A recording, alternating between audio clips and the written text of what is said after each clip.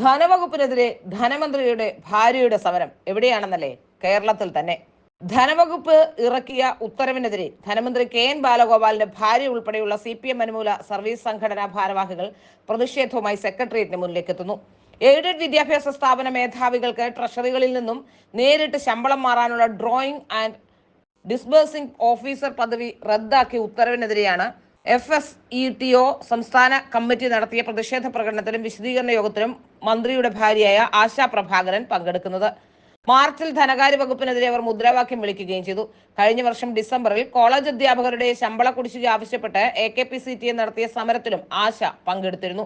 സമരം സംസ്ഥാന president K. ബദർനിസ ഉദ്ഘാടനം ചെയ്തു.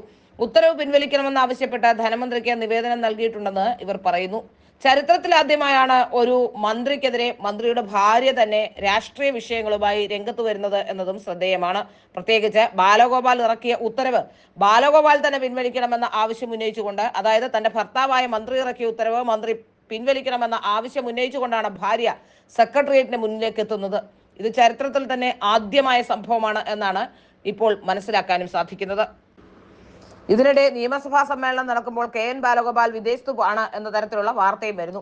സഭാ സമ്മേളനത്തിൽ പങ്കെടുക്കാതെ K.N. ബാലഗോപാൽ വിദേശയാത്രയിലാണ്. ഈ മാസം 3-ന് ദുബായിലെത്തിയ ബാലഗോപാൽ 9-ന് മാത്രമേ മടങ്ങി വരികയുള്ളൂ.